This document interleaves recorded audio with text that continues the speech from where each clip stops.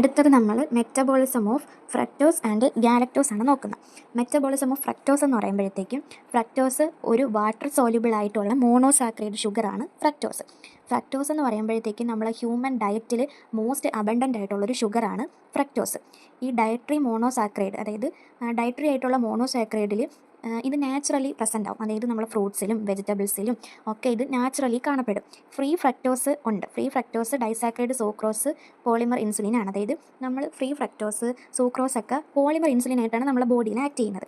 ഇനി sucrose hydrolyse ചെയ്തിട്ട് yield എടുക്കും, ഫ്രക്ടോസ് ആൻഡ് ഗ്ലൂക്കോസ് ആയിട്ട് മാറ്റും. നമ്മുടെ ഈ മെറ്റബോളിസം ഓഫ് ഫ്രക്ടോസിനെയാണ് ഫ്രക്ടോലൈസിസ് എന്ന് പറയുന്നത്. ഇത് നടക്കുന്ന എവിടെയാണ്? ലിവറിൽ, കിഡ്നിയിൽ, ഇൻറ്റസ്റ്റൈനിലൊക്കെയാണ് നടക്കുന്നത്. നമ്മൾ നേരത്തെ പഠിച്ചതുപോലെ ഫ്രക്ടോസ് കൺവേർട്ടായിട്ട് മാറുന്ന കുറച്ച് സ്റ്റെപ്പുകളുണ്ട്, അത് നമ്മൾ പഠിക്കണം. ഈ ഫ്രക്ടോസിന് ഒരു ഡിസോർഡർ ഉണ്ട്. അതായത് ഫ്രക്ടോസ് നമ്മളെ ബോഡിയിൽ കറക്റ്റ് അതിൻ്റെ മെറ്റബോളിസം കറക്റ്റായിട്ട് നടക്കുന്നില്ല എന്നുണ്ടെന്നുണ്ടെങ്കിൽ നമുക്കൊരു ഡിസീസ് വരും. ഫ്രക്ടനൂറിയ അല്ലെങ്കിൽ ഫ്രക്ടോസൂറിയ എന്ന് പറഞ്ഞിട്ടൊരു ഡിസീസ് വരും. അത് ഫ്രക്ടോകൈനേസിൻ്റെ ഡെഫിഷ്യൻസി കൊണ്ടാണ് ആ ഒരു അസുഖം വരുന്നത്. ഫ്രക്ടനൂറിയ എന്ന് പറയുമ്പോഴത്തേക്കും നമ്മൾ യൂറിനിലൂടെ ഫ്രക്ടോസ് പോവും. നമ്മൾ യൂറിൻ നോക്കിക്കഴിഞ്ഞ് കഴിഞ്ഞാൽ അതിൽ ഫ്രക്ടോസ് ലോസ് ആവുന്നത് അറിയാൻ പറ്റും. അത് നമ്മളെ ബോഡിയിൽ ഭയങ്കര ഹാമായിട്ടുള്ളൊരു സംഭവമാണ്. ഇനി അടുത്തതെന്ന് പറഞ്ഞാൽ മെറ്റബോളിസം ഓഫ് ഗാലക്ടോസ് ആണ്. ഗാലക്ടോസ് എന്ന് പറയുമ്പോഴത്തേക്കും എന്താണ്? അത് ഇൻറ്റസ്റ്റൈനിൽ ഹൈഡ്രോളൈസ് ചെയ്യുന്നൊരു ഡയറ്ററി ലാക്ടോസ് ആണ്. ലാക്ടോസ്, അതായത് നമ്മൾ കുടിക്കുന്ന മിൽക്ക് പ്രോഡക്റ്റിൽ ലാക്ടോസ് അത് ഹൈഡ്രോളൈസ് ചെയ്തിട്ടാണ് ഈ ഗാലക്ടോസ് ഉണ്ടാകുന്നത്. ഗാലക്ടോസ് ഭയങ്കര എസെൻഷ്യലായിട്ട് ഉള്ളൊരു സംഭവമാണ്. എന്തിനൊക്കെ?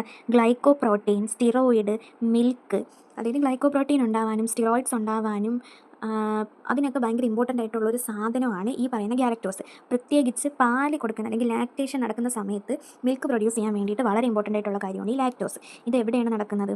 ലിവറിലാണ് നടക്കുന്നത്.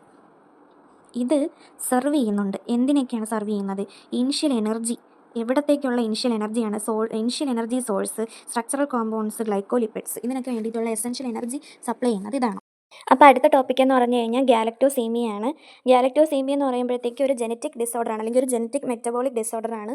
ഇതെന്ന് പറഞ്ഞാൽ ശരിക്കും നമ്മുടെ ഹ്യൂമൻ ബോഡിക്ക് ഹാംഫുള്ളാണ്. കാര്യം ഗാലക്ടോസ് എന്ന് പറയുന്ന ഷുഗർസിന് നമ്മുടെ ബോഡിക്ക് ശരിക്കും എന്ത് ചെയ്യാൻ പറ്റത്തില്ല, അതിനെ ഡീഗ്രേഡ് ചെയ്യാൻ അല്ലെങ്കിൽ അതിനെ യൂസ് ചെയ്യാൻ പറ്റാതെ വരുന്നൊരു അസുഖമാണിത്.